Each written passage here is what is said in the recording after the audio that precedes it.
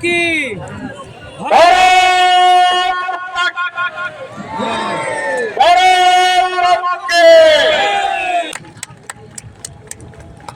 और अब तो सारे जितने राजनीतिक पंडित हैं वो मानते हैं कि इसमें कहीं दो मत नहीं है कि भारतीय जनता पार्टी झारखंड में 2/3 बहुमत के साथ इस बार सरकार बनाएगी। मैं सच बताऊं कि आज के कुछ महीने पहले हम लोगों को ऐसा प्रतीत नहीं होता,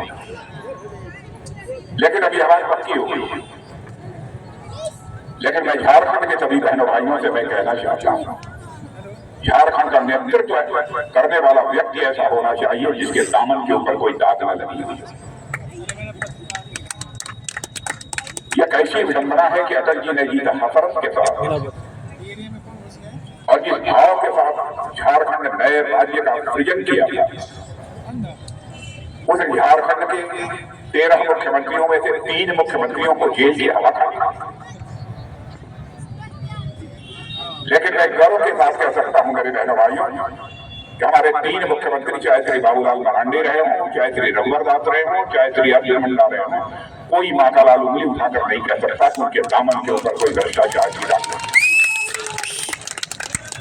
और हम लोगों की संज्ञान में भी कहीं बात आ जाएगी कि हमारे पार्टी का कोई नेता इस प्रकार की नापाक हरकत कर रहा है, उसको दूध की मक्खी की तरह निकाल बाहर करने में हम लोग रंच मात्र संकोच नहीं करेंगे। और साथ ही मैं यह भी आपको यकीन दिलाना चाहता हूं, भारतीय जनता पार्टी हिंदुस्तान की एक ऐसी राजनीतिक पार्टी है जो कहती है वह करती है। हमारे कहने और करने में कभी अंतर नहीं रहा। यहाँ जितने लोग भी बैठे हैं, मैं प्रेस के दोस्तों से भी कहना चाहता हूँ, हमारी कोई भी बात यदि गलत हो तो आप प्रेस में उसे हाईलाइट कर दीजिए और कहिए कि राजनाथ सिंह झूठ बोल कर दे। बहनों भाइयों, यदि हमारी गलती होगी तो उसके लिए मैं क्षमा मांगूंगा, क्योंकि जिंदगी में हमने राजनीति की है तो जनता की आंखों में धूल झोंक कर राजनीति नहीं की है, जनता की आंखों में आंख डालकर राजनीति की है। हमारी पार्टी का जहां तक प्रश्न है, हमारे घोषणा पत्रों को उठाकर देख लीजिए। मैं इधर 3-4 चुनावों के घोषणा पत्रों की बात नहीं कर रहा हूं, 1951 के भारतीय जनसंघ के घोषणा पत्र की बात मैं कर रहा हूं, जिस समय हमारे पार्टी की स्थापना हुई थी। उस समय भी जो हम लोगों ने कहा था, अवसर मिलने पर उसे हमने पूरा किया है। और 2014 के बाद जो हमारी इधर की सरकार रही है, उसका घोषणा पत्र सहज तरीके से आपको मिल गया। उन घोषणा पत्रों को भी आप उठाकर देखिए, जो जो बातें हम लोगों ने कही थी, अब सारे वादों को हम लोगों ने पूरा किया।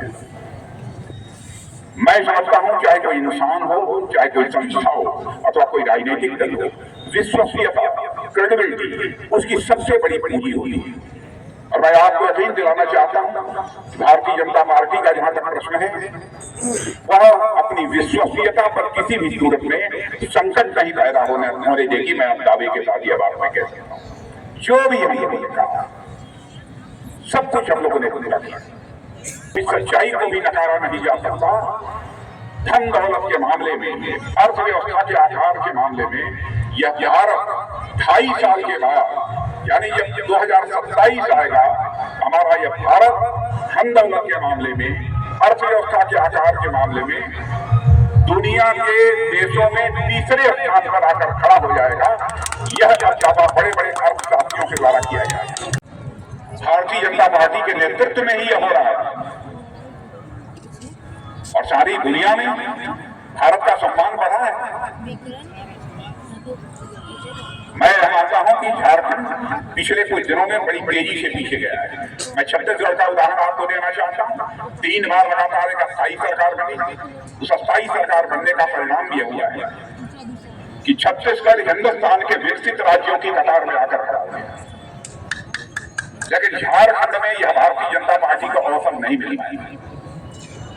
मैं आपसे केवल एक बार की अपील करने नहीं आया हूं, 2 बार लगातार 5-5 साल के लिए आप झारखंड में भारतीय जनता पार्टी नेतृत्व की एनडीए सरकार बना दीजिए। बहनों भाइयों, हम झारखंड को विकसित राज्यों की कतार में लाकर खड़ा करें। और अभी हाल में जो भारतीय जनता पार्टी वो कामयाबी हासिल हो रही है 42-43 सीटों में, जिस प्रकार के संकेत अब तक मिल रहे हैं, अब उससे यह बात है पूरी पूरी तरह से साफ हो गई है कि अब यहाँ पर हमारी भाजपा के नेतृत्व की एनडीए सरकार 2/3 बहुमत से सरकार अपनी बनाने जा रही है।